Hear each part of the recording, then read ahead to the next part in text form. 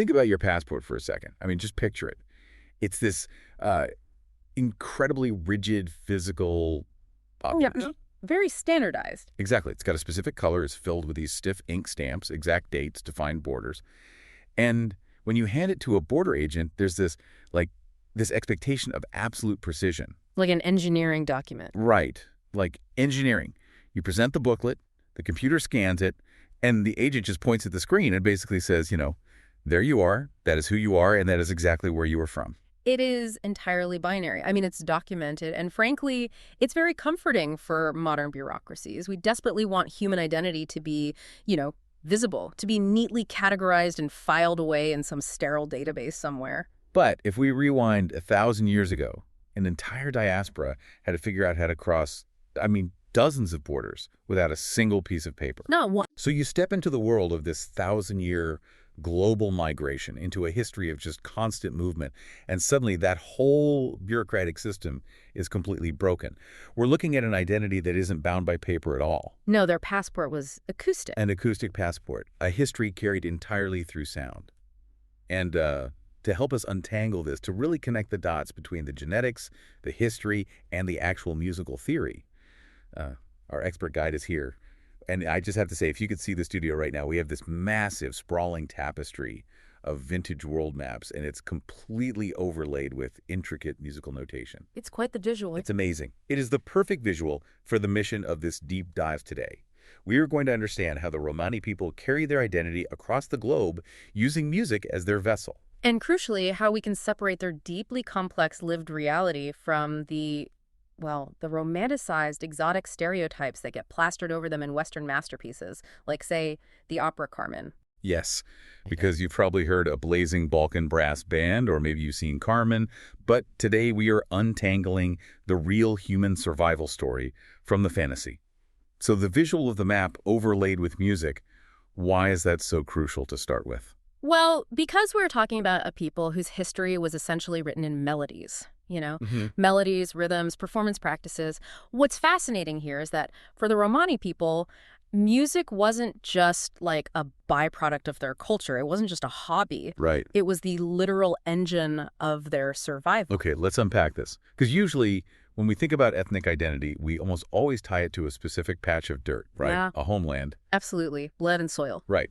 But from what I'm gathering in the historical analyses we're looking at today, the Romani people are incredibly unique on the world stage because they have no tradition of a distant, ancient homeland that they are actively trying to, reclaim or seek sovereignty over. No promised land that they're marching back to. Yeah, exactly. Their identity seems inextricably tied to the movement itself. But to understand the movement, we have to find the starting line. And for the longest time, European historians they got this completely wrong, didn't they? Oh, they botched it entirely. Right. For centuries, the assumption was that they came from Egypt. Which is where that corrupted, often pejorative term gypsy originated from, right? From Egyptian. Right. That Egyptian label was just a massive historical misunderstanding based on the exotic assumptions of early Europeans. They saw dark hair, dark eyes, heard unfamiliar music, and just went, exotic. Must be from Egypt. Wow. But the real proof of their origins isn't found in European folklore. It comes down to two highly rigorous scientific pillars, genetics and linguistics. The map actually starts in the Indian subcontinent, specifically the Punjab and Rajasthan regions of northern India. And we're talking roughly 1,000 years ago. Give or take, yes, around the turn of the first millennium. Okay, I want to break down the genetics part first because the DNA analysis in these studies is it's staggering to me. We're talking about tracing a 1,000-year journey through microscopic markers. How does that actually work in this specific context? Right, so it relies on tracking very specific genetic mutations that are passed down through generations, unbroken chains. On the paternal side, modern DNA analysis has revealed that nearly half of Romani men carry a specific Y chromosome haplogroup called HM82. HM82, okay. Yeah, think of a haplogroup as a microscopic genetic baton. It's passed directly from father to son over centuries, virtually unchanged. And on the maternal side, there is a mitochondrial DNA lineage called M5, which is passed from mother to child. Because these are essentially genetic fingerprints. Exactly. And the critical detail here, the smoking gun, really, is that these specific genetic markers, HM82 and M5, are incredibly rare outside of South Asia. Oh, I see. right? Yet they are highly concentrated in Romani populations scattered all across Europe today. It is biological, indisputable proof of their point of origin. It's literally a genetic breadcrumb trail leading right back to the Punjab. Hmm. But the linguistic evidence, that is what I found even more compelling. Huh. Because it doesn't just tell us where they came from. It tells us who they were before they even started moving. The language is a time capsule. I was reading about this Sanskrit root word, doma, and from what I understand, this basically dismantles the whole accidental wanderer myth. It absolutely dismantles it. The Romani language shares ancient roots with Central Indo-Aryan languages like Hindi and Urdu, but with these very distinct innovations from northwestern branches like Punjabi. Right. And within that linguistic tree, the word doma roughly translates to drummers. Drummers. Yeah. It wasn't just a casual descriptor either. It referred to a specific caste or social group traditionally associated with being professional musicians and dancers. So they didn't just, pick up a lute or a drum out of boredom on the road to Europe. They were a designated caste of entertainers in India. Exactly. That flips the narrative completely for me. Music was their foundational social structure from day one. Right, and if we connect this to the bigger picture, it explains their unparalleled adaptability later on. They possessed a highly refined professional skill set before they ever embarked on their migration. They were already pros. Exactly. And speaking of the migration, linguistic divergences also tell us that this wasn't just one monolithic group leaving India on a Tuesday. Right, they didn't all just pack up the wagons at once. No, there is a distinct split between the Damari and Romani languages, which strongly suggests that the ancestors of the Dom and the Roma migrated from the Indian subcontinent in entirely separate waves. We're talking potentially centuries apart. The specific Romani migration, the wave that eventually swept into Europe, began its massive northwestward push roughly around the 5th to 11th centuries. Okay, let's trace the mechanics of that route. Because they leave northern India, and they don't just, sprint straight to Paris. No, it's a slow burn. Right. They move westward into the Persian Ghaznavid Empire. By the 8th century, they are in Armenia. From there, they cross into the vast Byzantine Empire, moving through Anatolia. And finally, between the 13th and 15th centuries, they push into Europe, spilling into the Balkans, Romania, and eventually all the way to Spain. It's an epic journey. It is. And as I was visualizing this timeline on the map, the analogy that struck me was that the Romani musicians operated almost like cultural bees pollinating Eurasia. Oh, I like that. Because they weren't operating in a vacuum, just stubbornly playing their traditional Indian tunes to people who didn't understand them. They were constantly landing in new empires, absorbing the local sounds and synthesizing them. Cultural bees is a brilliant way to conceptualize it. Because think about it. They absorb Sasanian court music in Persia. Right. Then they take in the highly complex microtonal modes of the Byzantine Empire. They hear the booming, rigid military marches of the Ottomans. But we really have to look at the why behind this synthesis. It was just because they were curious artists. Exactly. It wasn't just artistic curiosity. As an itinerant, highly marginalized, and frequently persecuted people arriving in completely foreign lands, providing high-quality, irresistible entertainment to the gajo, which is the Romani word for non-Roma outsiders. The gajo, right. Providing that entertainment was a vital economic survival tool. You essentially have to play what the locals want to hear, but you have to play it with so much more virtuosity and flair that they actually pay you and, more importantly, I guess, let you stay in their town. Precisely. They were thrust into this paradoxical role of being simultaneous conservators and modernizers. So. Well, they preserved local folk tunes that the host cultures themselves might have otherwise forgotten or lost. But they modernized them, injecting them with their own unique stylistic flair. They made the old songs sound better than the locals remembered them. But this brings up a massive musicological paradox. If the Romani people are absorbing the music of literally everywhere they go, from Persian lutes to Byzantine chants to Hungarian folk dances, how can we possibly identify a distinct Romani sound? It's a great question. I mean, if they're playing everyone else's music, what makes it theirs? I've heard people talk about a gypsy scale, but the research we have seems to suggest that's just a total fabrication. It is a total fabrication, and honestly, deconstructing that myth is essential. There is no single mathematical gypsy scale. There is no universal rhythmic formula that you can point to on a piece of sheet music and say, aha, that is Romani. Okay, so what is it then? Instead, Romani music is defined by how it transforms existing music. It is an aesthetic approach. It's a highly distinct performance ethos applied to the raw materials of whatever culture they happen to be living alongside. I see. So it's not the ingredients in the kitchen. It's the specific way the chef cooks them. That is exactly right. Well, I want to dive deep into the mechanics of this transformation because the ethnomusicology papers highlight a few very specific components that act as the connective tissue across the entire diaspora. Whether you're listening to a Russian romance song or a blazing Balkan brass band, you apparently hear these specific techniques. You do. They are universally present. Let's start with the structure of the voices. I understand it's typically a three-part harmony, but how does that actually manifest when they perform? Right. So in traditional Romani folk music, there is a deeply ingrained three-part structure to the voicing.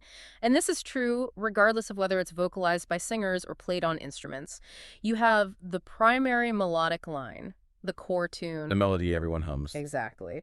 But accompanying that, you have what's called a terce, which is a third interval, and a quint, which is a fifth interval. So for anyone who isn't a music theory nerd, if the main melody hits a C note, someone else is simultaneously hitting an E and someone else is hitting a G. Creating this very full, rich, layered chord. Yes. And it's fascinating how it adapts. In Russian Romani music, for example, this three-part structure is almost exclusively sung by a massive choir of voices, with guitars or percussion taking a very distant backseat just to keep the rhythm. Okay, but what about elsewhere? Well, if you travel down into the Balkans, that exact same three-part structure is flipped. The human voices drop away, and the instruments, the violins, the clarinets, the brass, they take on those three distinct melodic roles.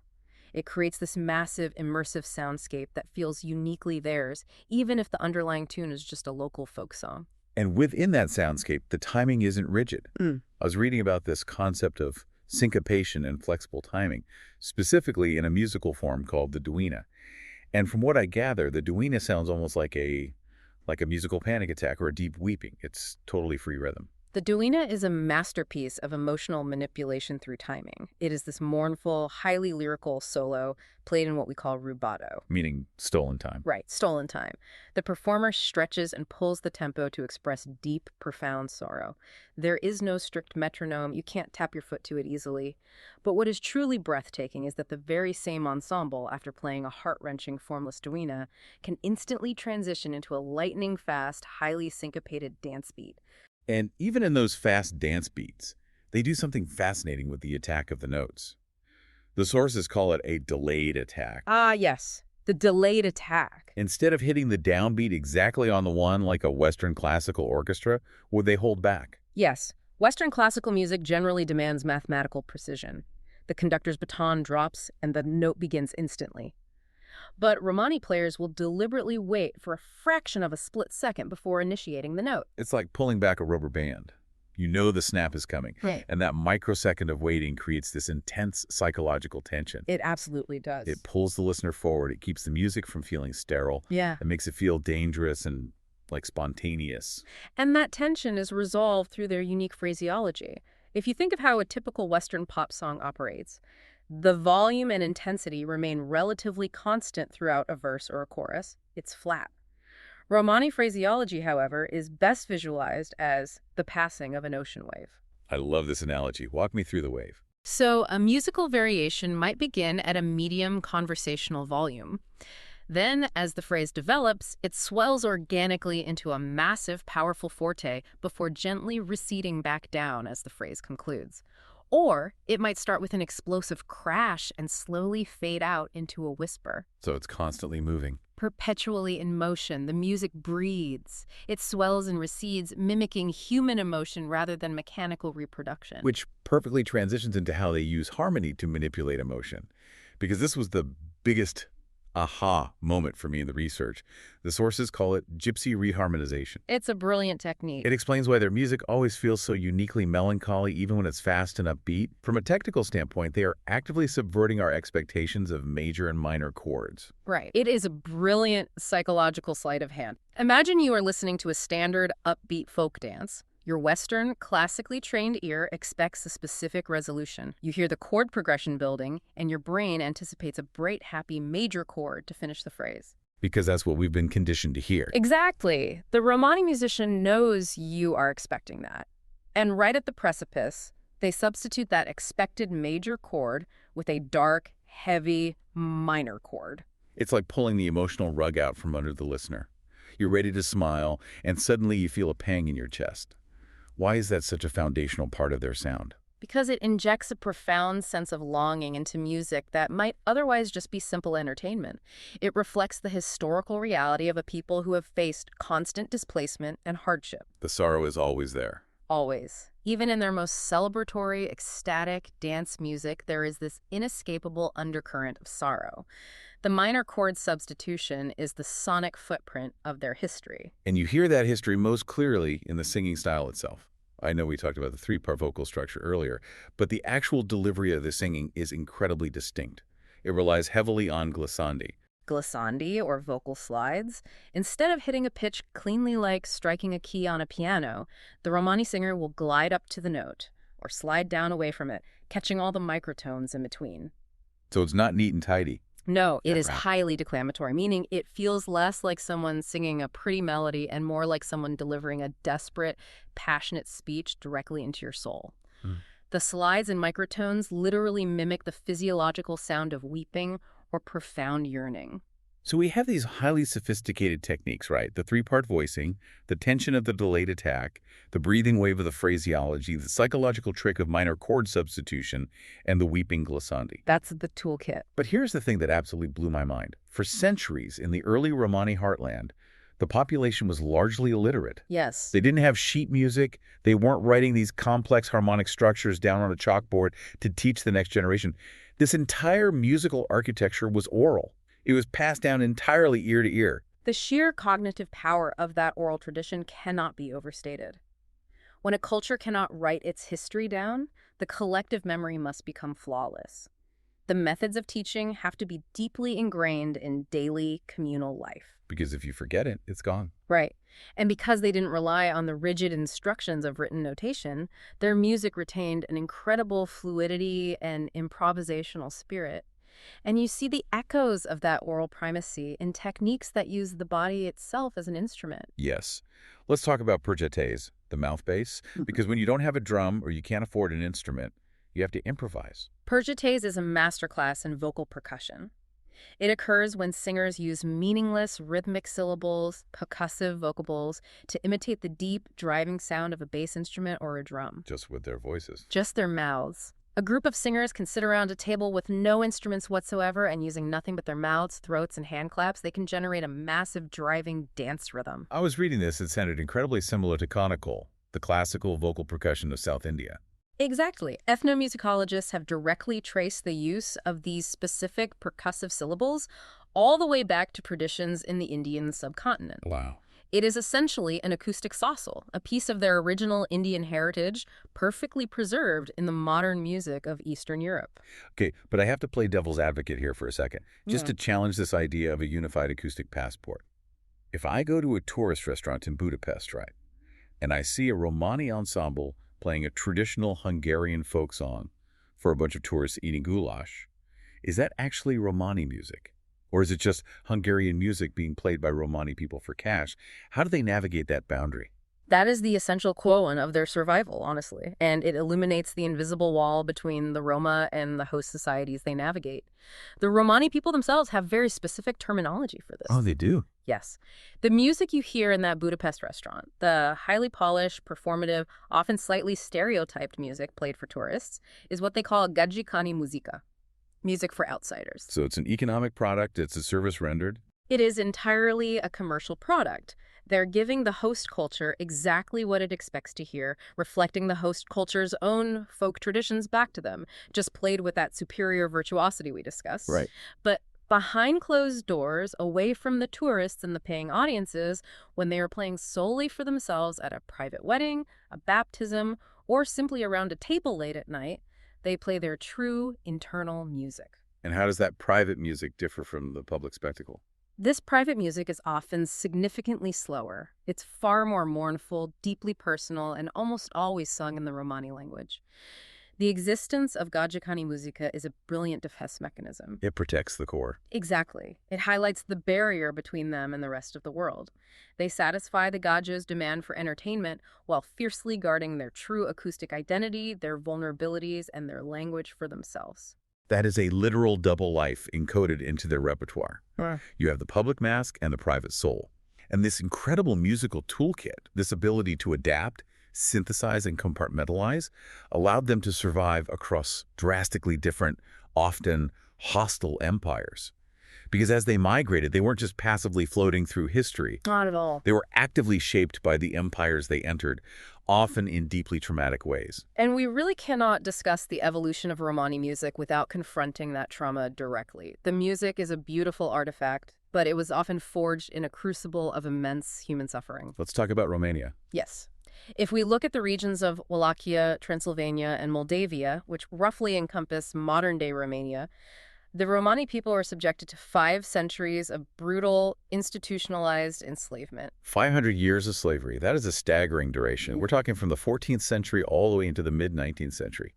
They were bought, sold, and treated as literal property by the state, the Orthodox Church, and the wealthy boyars. It's a history that is shockingly under-discussed on a global level. It really is.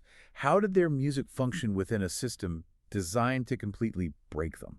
Well, despite the absolute subjugation of slavery, the Roma managed to form closed, highly specialized clans of professional musicians known as the Latari. These enslaved musicians were forced into a horrific psychological dynamic. What do you mean? They were essentially required to provide the soundtrack for their enslavers' lives. They played at the massive banquets, the lavish weddings, and the funerals of the ruling class. So you are enslaved, but your specific job is to make your master's party sound beautiful. The psychological dissonance of that is impossible to fathom. It is. To survive, they had to be undeniably brilliant at their craft.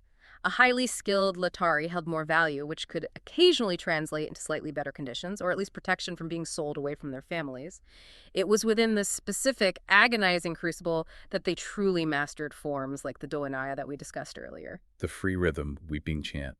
Yes, and the Latari elevated it to an art form of pure catharsis. They used their violins, or traditional panpipes, to literally imitate the sound of human beings crying. Wow. They would use advanced bowing techniques and glissandi to make the wood and strings sound like sobbing, or like the sorrowful singing of trapped birds. The music became a covert vessel for their grief. So they were hiding it in plain sight. Exactly. They were expressing their own agony right in front of their enslavers, but because it was wrapped in a beautiful melody, it was consumed merely as high-class entertainment. It's chilling. Yeah. They weaponized their own sorrow into a survival tactic. Yeah. But as the geography shifts, the musical survival tactics shift too. Let's move south into the Balkans, because here we see another massive evolution driven by a completely different empire, the Ottomans. Right. The Ottoman Empire controlled the Balkan Peninsula for centuries. And wherever the vast Ottoman military marched, they brought their massive meter bands. These are the military bands, right? Yes, the elite military brass and percussion ensembles. These bands were designed to project power, to be loud, rigid, and deeply intimidating. Right, but empires eventually recede. And when the Ottomans pull back from the Balkans, they leave a ton of these heavy brass instruments behind in the villages. Trumpets, tubas, euphoniums. And the Romani musicians, ever the cultural bees, just pick them up. They recycle the empire's trash, essentially. But they don't play them like military marches. Yeah. How do they fundamentally change the mechanics of playing these rigid instruments? They completely revolutionized the brass paradigm. Think about it. A tuba in a military band is meant to provide a slow, steady, booming pulse. A trumpet is meant to play rigid fanfares. Right, very square. But the Romani musicians adapted their embouchure, the way they applied their lips to the mouthpieces to bend the pitches. They utilized incredible breath control, sometimes circular breathing, to play massive, unbroken streams of notes at dizzying speeds. They turned rigid military hardware into fluid, highly expressive dance tools. Exactly. And they married this new brass instrumentation to the highly complex asymmetrical rhythms indigenous to the Balkans. We are talking about time signatures that confound traditional Western musicians. Like what? Rhythms mapped out in 78 time or 98 time or 118 time. It has a limping, driving, cyclical feel to it. They took the discarded tools of an imperial army and created the ultimate virtuosic party music. Which brings us to a modern phenomenon that perfectly encapsulates this complex dynamic. The Goch Trumpet Festival in Serbia. Oh. I spent a lot of time reading the anthropological research on Gocha, and it is a fascinating sociological case study. It's essentially the biggest brass band festival in the world. Hundreds of thousands of people descend on this small town, and the competition is heavily dominated by these incredibly fast, virtuosic Romani brass bands. It is massive. But the relationship between the musicians on stage and the audience in the mud is incredibly fraught. It is a profound, real-time study in racialization and psychological projection. At Gucha, the musical landscape is colloquially divided into two camps. The white Serbian bands, who tend to play with more traditional precision, and the black Romani bands from southern Serbia, who play with that explosive, improvisational fire. And the audience is mostly white. The vast majority of the audience attending the festival is non-Romani. And what the anthropologists observe is that this non-Romani audience essentially uses the festival to masquerade. Yes. The audience puts on this temporary alter ego, they dress up, they drink heavily, and they adopt the persona of the wild, uninhibited ancient Balkanite.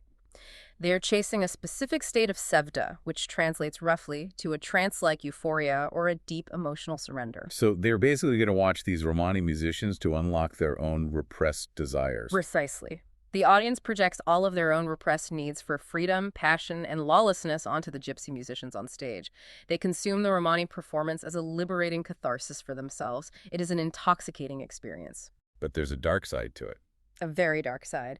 Because the tragedy is that as soon as the festival ends and everyone goes home, that very same society often subjects the Romani people to intense social and economic discrimination. The musician is idolized as a demigod while on stage blowing the trumpet, but the moment they step off stage, they are marginalized in the streets, denied housing, or subjected to police harassment. Exactly. It is the ultimate paradox of consuming a minority culture's art while simultaneously rejecting the humanity of the artists themselves. This raises an important question about the role of the entertainer in a prejudiced society.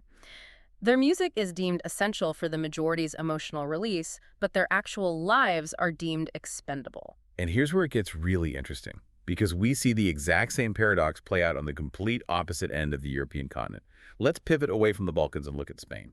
A completely different environment. Right. The Romani people who migrated to the Iberian Peninsula are known as the Gitanos. They arrived in the 15th century, and almost immediately they walked into a wall of extreme persecution. The historical sources state that anti-Gitano laws were enacted almost constantly. Brutal laws. Laws preventing them from settling together, preventing them from speaking the Romani language, banning them from holding certain jobs, even punishing them for the clothes they wore. And the most shocking detail, these systemic anti-Gitano laws lasted in Spain until 1977. 1977, I mean, that is not ancient history. That is well within the living memory of millions of people.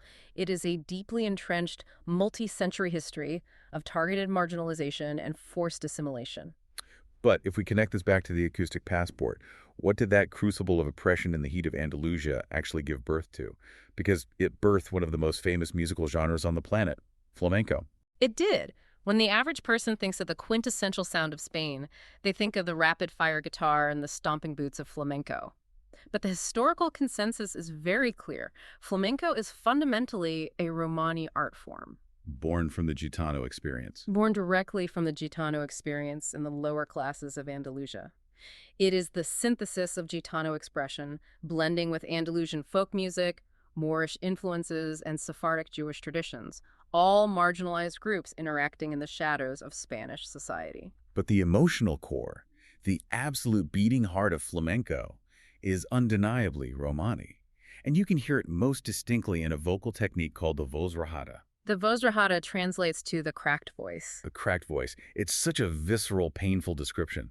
How does a singer actually achieve that, and why do they do it? Physiologically, the Gitano singers deliberately employ a harsh, strained, raw vocal timbre. They push their vocal cords to the absolute limit, prioritizing emotional authenticity over a pretty clean tone. So it's not supposed to sound like an opera singer. No, it is not meant to sound angelic. It is the direct sonic expression of el dolor en la garganta, the grief in the throat. The grief in the throat. Wow. It is the sound of centuries of persecution, tragedy, systemic poverty, and survival channeled into a single, haunting, guttural wail. Long before flamenco was polished up and put in theaters with beautiful red dresses for tourists to clap along to, it was a deeply private, internal expression of profound suffering among the Gitano families. So if we look at the map we've drawn so far across Europe, Mm. whether it's the Latari in Romania playing the crying violin for their enslavers, or the brass bands in the Balkans playing dizzying asymmetrical beats for a masquerading audience, or the Gitanos in Spain singing with the literal grief in their throats, Well, the Romani people were using their sheer musical genius to survive horrific systemic oppression. a masterful acoustic survival strategy. They were building this incredible, complex, lived reality. But meanwhile, high society Western Europe was busy ignoring that reality and inventing a completely different version of them, a fantasy version. Which brings us to the myth of the other, and specifically, Georges Bizet's opera, Carmen.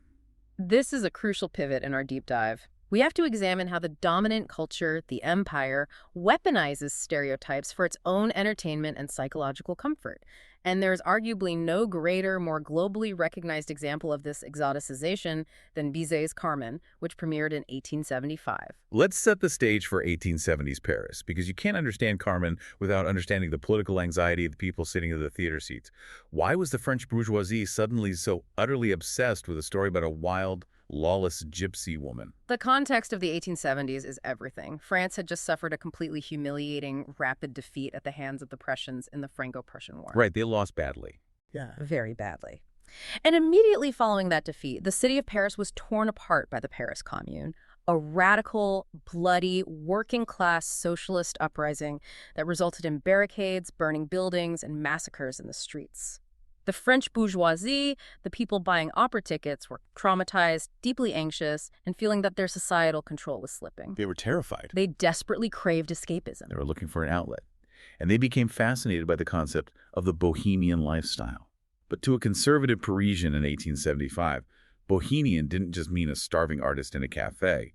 It meant a lawless, pre-modern existence that completely defied the rigid, failing structures of modern governmental authority. Yes, it was a romanticized, deeply patronizing fantasy of total freedom without consequence. Exactly. And the character of Carmen was designed by Bizet and his librettists to be the ultimate, concentrated embodiment of that bohemian fantasy. But she was also constructed as a profound threat. Think about who Carmen actually is in the narrative of the opera. She's an independent, unmarried, cigarette-smoking, fiercely unapologetic, wage-earning Romani woman working in a cigar factory. Right, she owes nothing to no man. To the conservative 19th century French mind, she represented the untamed, dangerous Orient. She was a direct existential threat to the white patriarchal hegemony. And that hegemony is perfectly embodied in the opera by the male lead, the soldier Don José. The guy she ruins. Right, Don José represents the rule of law, the establishment, the military, the patriarchy, and the supposed moral purity of the French countryside. And Carmen just completely unravels his morality, driving him to madness. But what makes Carmen such a fascinating subject for musicologists is how Bizet actually encoded this societal threat into the music theory itself. This is the part of the research I found most brilliant. I want to explain this for our listeners. Let's talk about diatonic scales versus chromaticism. How does Bizet use tonality to subconsciously tell the audience who is good and who is dangerous? Let's break it down. A diatonic scale is your standard, predictable Western musical scale. If you sit at a piano and just play the white keys from C to C, that's a diatonic scale. Very simple. It sounds clean, natural, and resolved. Bizet assigns these clean diatonic scales to Don José, and especially to the character of Michaela, the pure, virginal, hometown girl who loves him. So Michaela comes out and sings these beautiful, safe melodies. The sources specifically mentioned Bizet using plagal cadences for her. What is a plagal cadence? A plagal cadence is a very specific chord progression. It is the exact progression you hear at the end of a traditional church hymn when the congregation sings Amen. Wow. By weaving plagal cadences into Michaela and Don José's music, Bizet is literally wrapping them in the sonic language of the church, of righteousness, and of moral safety. Okay, so that's the good, safe white keys. What does Bizet do with Carmen? Carmen is represented by extreme chromaticism. If diatonic is just the white keys, chromaticism means hitting all the black keys in between. Her melodies refuse to stay in a safe, predictable key. They meander. They utilize descending, dissonant lines that slip between the cracks of the standard scale. I remember reading that Bizet used this descending chromaticism to literally mimic the curling, unpredictable smoke of the cigarette she smokes in the opening act. That's right. The chromaticism is oral smoke. It implies sensuality, but also unpredictability, promiscuity, and severe danger. It refuses to be pinned down, just like her character. I was reading this and my first thought was, this is musical gaslighting. It is. Bizet is using the subconscious power of music theory to manipulate the audience. He is making the listener feel lured in, seduced, and ultimately threatened by this woman without them even realizing the music is doing the heavy lifting.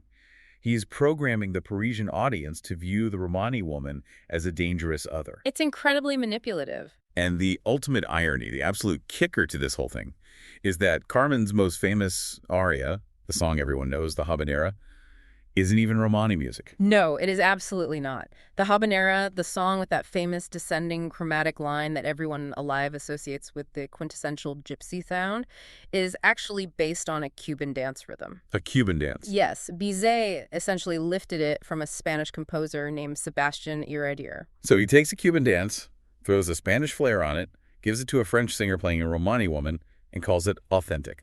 It is an amalgamation of various exoticized tropes thrown into a blender. It was designed to sound generally foreign and seductive to a sheltered Parisian audience. It has practically nothing to do with authentic Romani musical traditions. It's a complete fabrication from top to bottom.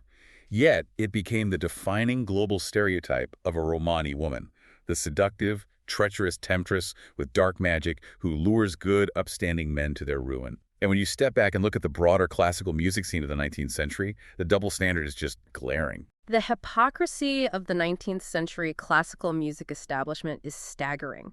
You had the highest of high society audiences flocking to grand concert halls to hear Johannes Brahms's Hungarian dances or Franz Liszt's Hungarian rhapsodies. And what were Brahms and Liszt actually writing? They were appropriating the virbunco's rhythms and the stylistic flair of the Romani musicians they had heard in Eastern Europe. They lifted the aesthetic, arranged it for a polite classical orchestra, and were celebrated as monumental geniuses by the European elite. The audiences absolutely adored the sound of the Roma. They loved the music. They loved dressing up to watch the tragic, violent demise of Carmen on stage. But they remained completely terrified of and deeply prejudiced against actual Romani people existing in their streets. They voraciously consumed the art, but fundamentally despised the artists. Our sources posed a really powerful thought experiment regarding this that stopped me in my tracks. Yes, the challenge regarding modern acceptability. Exactly. I want you to imagine for a second, if the opera Carmen didn't stereotype a Romani woman. Imagine if Bizet had used the exact same tropes. A woman who is naturally deceitful, hypersexualized, promiscuous, violent, practicing dark magic, whose sheer existence ruins a good, pure white soldier. But he applied those exact same tropes to a Jewish woman, or a black woman, or an Arabic woman. If that were the case, the opera would almost certainly be widely condemned today, or at the very least, rarely performed without massive contextual overhauls, because we would universally recognize it as a piece of racist propaganda. Right. Yet, because the target of the stereotype is the Romani people, Carmen remains one of the most beloved, frequently performed, and unquestioned operas in the global repertoire. The stereotypes of the Roma and high art are still largely deemed acceptable by mainstream society. It raises a very uncomfortable question about whose pain and whose caricature we are willing to consume as light entertainment. But, and I think this is the most important part of our deep dive today, the Romani people are not passive victims in this narrative. No, they are not. They haven't just accepted these two-dimensional stereotypes handed down by Bizet.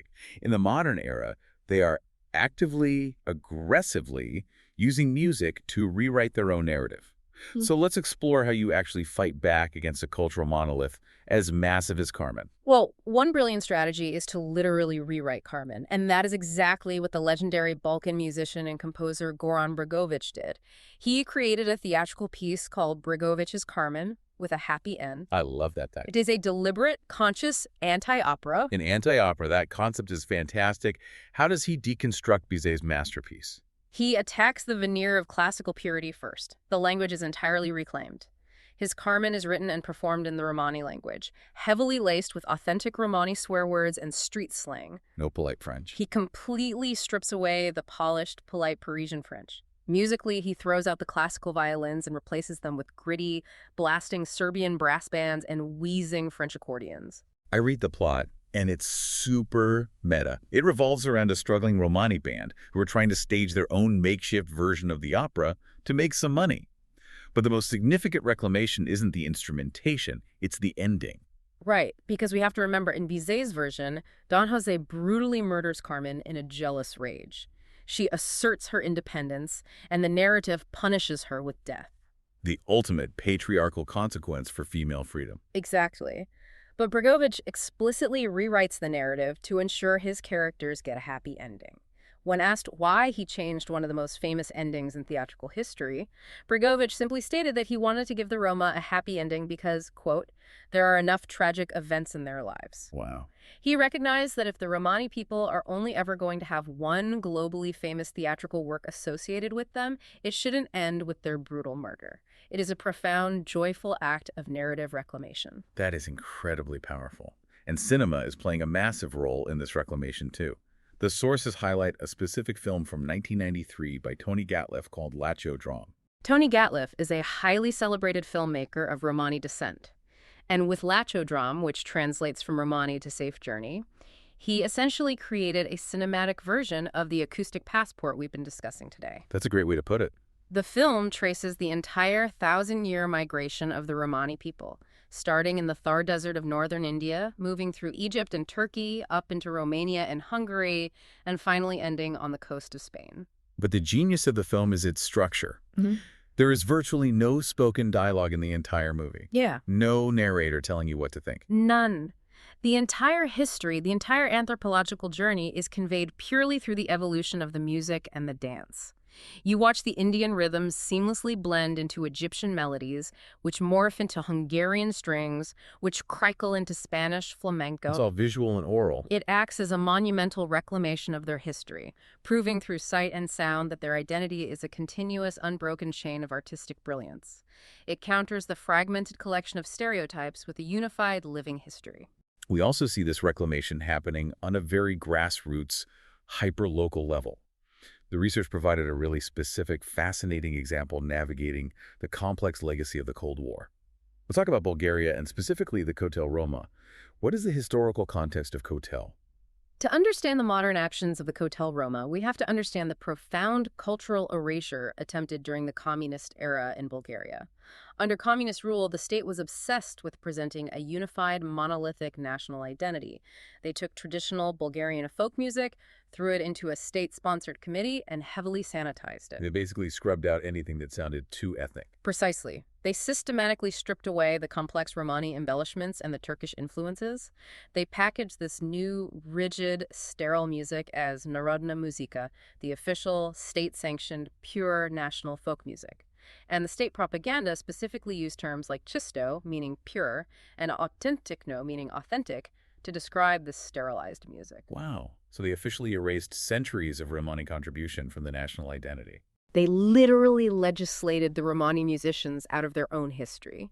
So how are the modern Romani musicians in Kotel fighting back against that erasure today? Through a brilliant act of linguistic and musical reappropriation, today, young Romani musicians in Kotel are deliberately taking those exact same state-mandated words, chisto and autentikno, and using them to describe their own complex, heavily hybridized music. Wait, so they are playing the very music the state banned and calling that the pure music. Exactly. They play a blistering blend of Bulgarian rhythms mixed with Romani Kicek beats, which are fast, syncopated, highly rhythmic dance grooves, layered with Turkish influences and modern jazz instrumentation. And they boldly claim, no, the state lied to you. This is authentic Bulgarian folk music. That's amazing. They are asserting, historically correctly, that without the Romani musicians acting as the conservators and modernizers for the past 5 centuries, Bulgarian folk music as it is known today simply wouldn't exist. They are demanding their rightful place at the center of the national narrative, using the state's own vocabulary to do it. It's an incredible cultural judo move, taking the language of your own erasure and using it to cement your legacy. And finally, as we bring this journey into the 21st century, I have to talk about one of my absolute favorite modern evolutions of the acoustic passport, gypsy punk. Oh, it is a phenomenal, chaotic collision of worlds. Yeah, it really is. If you've never heard it, you have bands like Gogol Bordello, fronted by Eugene Hutz, who are taking the traditional Roma instrumentation, the weeping violins, the frantic accordions, the driving tambourines we talked about for the last hour, Right. and they are slamming them headfirst into the fast tempos, the distorted power chords, and the DIY anti-establishment ethos of Western punk rock. It's loud, it's sweaty, it's multilingual, and it Yeah. completely defies categorization. And analytically, it is a brilliant post-colonial movement. Gypsy punk fundamentally embraces the core themes of the historical Romani experience: migration, displacement, resistance against authority, and the perpetual search for identity. But it does something very subversive with the stereotypes we discussed with Carmen. Instead of politely rejecting the wild, wandering, lawless gypsy stereotype, they weaponize it. They embrace the chaos, amplify it to 11, and turn it into a fierce, aggressive symbol of rebellion and anti-establishment power. They own it. It allows the performers, many of whom are modern diaspora immigrants themselves, to articulate their complex identities on their own terms. They are completely independent of the polite, classical music gazes of the past. They aren't asking for permission to be heard. They are kicking the door down. So what does this all mean? As we look back at the massive map we've traced today, we see a story that is so much larger than a catchy rhythm, a clever chord progression, or a tragic opera character. We see how the Romani people used their sheer, unparalleled musical genius not just to entertain empires, but to survive them. 1,000 years of survival. When they were denied land, when they were denied fundamental human rights, and when they were denied the safety of a physical home, they built an acoustic passport. A passport forged from the ancient rhythms of India, the complex modes of Persia, the profound sorrow of the duina, the explosive joy of Balkan brass, and the visceral grief of the Vozrahata. They carried their identity across 1,000 years and a dozen hostile borders, fundamentally shaping global music in the process. And we really have to contrast this rich, deeply complex, lived reality with the exotic, two-dimensional fantasy of characters like Carmen. Exactly, and recognize the profound resilience required to maintain an identity against centuries of forced erasure. So next time you hear a minor key progression unexpectedly drop, or a sliding vocal that tugs at your heart, or a blazing brass section that makes you want to jump out of your seat, remember, you are not just listening to a song. You are listening to 1,000 years of human resilience. That is the perfect synthesis of their journey. And if we connect all of this to the bigger picture of where we are heading as a global society, I want to leave you, our listener, with a final lingering question to ponder long after this deep dive is over. I'm all ears. Today, we live in the era of digital streaming. Algorithms rule our consumption, and music crosses global borders instantly without the need for physical migration. As Romani music, from historic archival recordings to modern gypsy punk, becomes infinitely accessible online to anyone with a smartphone, will this unmoored, borderless digital landscape finally allow the Roma to shed the exotic geographical stereotypes of the past? That's the hope. Or, by stripping the music from the profound historical context we've discussed today, will the internet just endlessly remix them into new virtual caricatures for a passive, endlessly consuming global audience? Wow. That is a brilliant, provocative thought to leave off on. Can the digital world be the borderless home the Roma never had? Or is it just another stage for the rest of the world to project their fantasies? Thank you to you, our listener, for spending this hour navigating this incredible map with us. Keep questioning the stories behind the sounds you love, and the next time you look at that rigid, physical passport in your drawer, maybe take a second to appreciate the people who managed to cross the entire world using nothing but the sound of a string, the beat of a drum, and the unbreakable breath in their lungs. Keep diving deep, and we'll catch you next time.